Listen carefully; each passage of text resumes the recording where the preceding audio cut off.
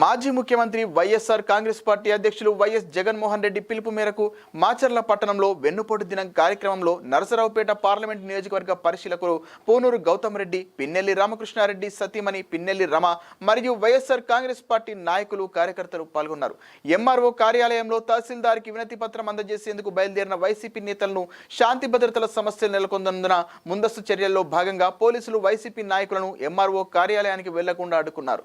ఈ సందర్భంగా నరసరావుపేట పార్లమెంట్ నియోజకవర్గ పరిశీలకులు పూనూరు గౌతమ్ రెడ్డి మాట్లాడుతూ వైఎస్ జగన్ అధికారంలోకి వచ్చిన ఏడాదిలోనే ఇచ్చిన అన్ని హామీలు నెరవేర్చారు. కానీ సూపర్ 6 హామీలతో అధికారంలోకి వచ్చిన చంద్రబాబు ఏడాది అవుతున్నా ఒక్క హామీ కూడా నెరవేర్చలేదు. అందులో భాగంగా శాంతియుతంగా ఎంఆర్ఓ కార్యాలయంలో వినతి పత్రం అందజేసేందుకు వెళ్తుండగా శాంతి భద్రతల నెపంతో అడ్డుకోవడం సరికాదని అన్నారు.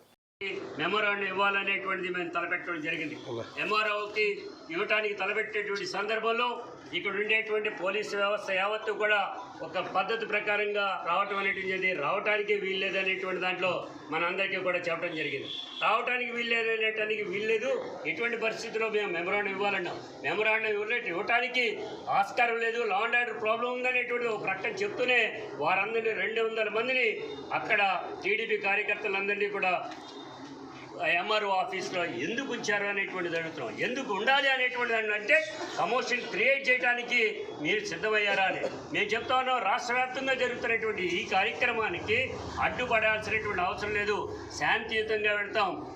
ఏ రకమైనటువంటి ఇబ్బంది లేకుండా వెళ్ళేటువంటి ప్రక్రియను మాత్రం మీరు దయచేసి సహకరించమని, లా అండ్ ఆర్డర్ ప్రాబ్లం రాకుండా కూడా చూడమని కూడా మేము మరోసారి మేమందరినీ కోరుకుంటూ ఈ అవినీతి ప్రభుత్వానికి వ్యతిరేకంగా ఈ లాఠీలే ముఖ్యంగా అరెస్టులే ముఖ్యంగా తీసుకునేటువంటి దౌర్జన్యకరమైనటువంటి ప్రభుత్వానికి స్వస్తి పలకాలనేటువంటి ఉద్దేశంతో ఇవాళ మనం ఈ కార్యక్రమాన్ని తీసుకోవడం, సంక్షేమానికి సంబంధించినటువంటి ఎటువంటి పరిస్థితులను కూడా పేద విద్యార్థులందరికీ చదువు చెప్పాలి, ఆరోగ్యం ఇవ్వాలి.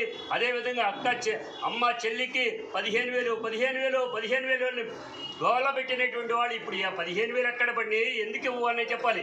45-50 సంవత్సరాలు వస్తే పెన్షన్ ఇస్తాన్నావు, ఎక్కడిచ్చావు, ఎవరికి ఇచ్చావు అనేటువంటి అడుగుతున్నాం. దాన్ని నిరసిస్తూ ఇవాళ ఈ కార్యక్రమం తీసుకున్నాం. కాబట్టి ఈ కార్యక్రమానికి పోలీసు వారు పూర్తిగా సహకరించాలని కూడా మరొకసారి విజ్ఞప్తి చేస్తూ ఉన్నాం. ఒక్క రూపాయి కూడా ఇవ్వకుండా ప్రజానికానికి, కార్మిక వర్గానికి పంగనామాలు పెట్టేటువంటి పద్ధతి ఉంది. ఫైబర్ నెట్లో 2,000 మందిని తీశారు, మరొక ఆప్తాల్ దాంట్లో మొత్తం అన్నీ కూడా 18,000 మందిని తీశారు. అంటే కార్మికులు అంటేనే వారికి గిట్టనటువంటి పద్ధతిలో వీరు తీసుకునేటువంటి నిర్ణయాలు ఇవన్నీ కూడా ఉన్నాయి. వీటన్నిటిపైన పోరాటం చేసేటువంటి క్రమంలోనే జగన్మోహన్ రెడ్డి గారు ఇచ్చినటువంటి పిలుపు మేరకు ఈ మాచర్ల పట్టణంలోనూ, ఈ మాచర్లే కాకుండా ఈ రాష్ట్రంలో జరుగుతున్నటువంటి